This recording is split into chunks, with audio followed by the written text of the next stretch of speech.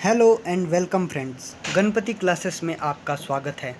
आज हम एक नई सीरीज़ की शुरुआत करने जा रहे हैं जिसका नाम है इंटरेस्टिंग हिस्ट्री। इस सीरीज़ में हम प्राचीन हिस्ट्री से मॉडर्न हिस्ट्री के बारे में जानेंगे।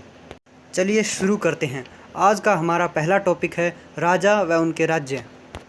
आज़ादी के बाद राजा यानी प्रधानमंत्री और मुख्यमंत्री चुनने की प्रक्रिया चुनाव है, लेकिन आज से 3000 वर्ष पूर्व ये प्रक्रिया कुछ अलग थी। इसमें लोग बड़े बड़े यज्ञ कर कर राजा बन जाते थे और इसमें सबसे बड़ा यज्ञ था अश्वमेध यज्ञ। इस यज्ञ में घोड़े को विचरने के लिए छोड़ दिया जाता था और अगर कोई राजा इस घोड़े को रोकता था तो उसे अश्वमेध यज्ञ करने वाले राजा के साथ में युद्ध करना पड़ता था। और अगर कोई राजा इस घोड़े को नहीं रोकता था तो इसका अर्थ था कि उसने अश्वमेध करने वाले राजा का वर्चस्व स्वीकार कर लिया है। हमारे यहाँ 4 वेदों की रचना हुई: ऋग्वेद, सामवेद, यजुर्वेद, अथर्ववेद। इन्हें उत्तर भारत में गंगा यमुना के किनारे रचा गया। ऋग्वेद के अलावा इन्हें उत्तर वैदिक ग्रंथ कहा जाता है। इसके बाद सभी लोगों में वर्ण प्रथा का आरंभ हुआ जिसे पुरोहितों द्वारा रचा गया।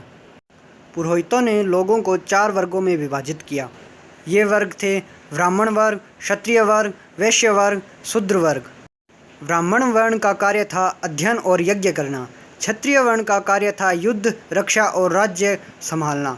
कृषक, पशुपालक, व्यापारी वैश्य कहलाते थे और इन तीनों वर्ण की सेवा करने वाले शूद्र कहलाते थे। पहले लोग यज्ञ कर कर जन के राजा बनते थे, लेकिन अब लोग महायज्ञ कर कर जनपदों के राजा बनने लगे। आज जनपदों को जिला कहा जाता है।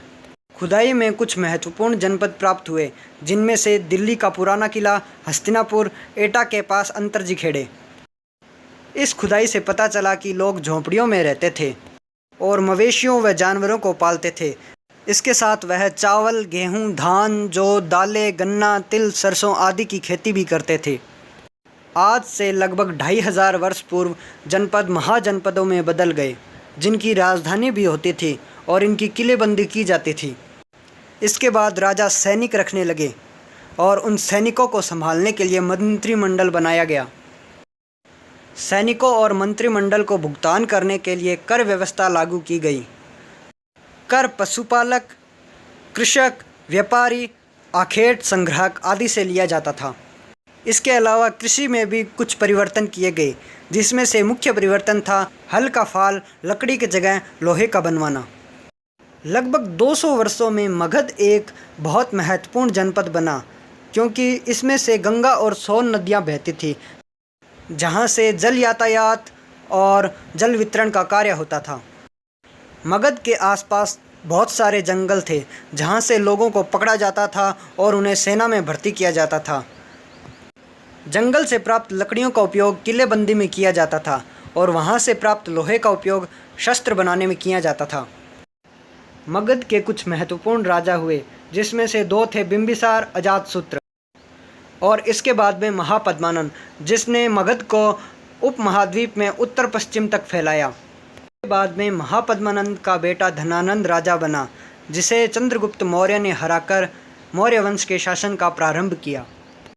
लगभग 2300 वर्ष पूर्व मैसेडोनिया का राजा सिकंदर, जो विश्व विजय के लिए निकला था, उसने एशिया के कुछ देशों पर विजय प्राप्त कर ली और उसके बाद वह व्यास नदी के किनारे पहुंचा, जहां उसने तक्षशिला के राजा के साथ संधि कर ली। इसके बाद सिकंदर का युद्ध पौरव राष्ट्र, जो आज के समय में पंजाब है, उसके राजा पोरस के साथ में हुआ, जहां सिकंदर ने विजय प्राप्त की, लेकिन उसने कूटनीति से पोरस के साथ मित्रता की और भारत से लौट गया। कुछ महत्वपूर्ण प्रश्न: वेद कितने हैं वह उनकी रचना कहाँ हुई? वेद 4 हैं: ऋग्वेद, सामवेद, यजुर्वेद, अथर्ववेद। वह इनकी रचना उत्तर भारत में गंगा यमुना के किनारे हुई।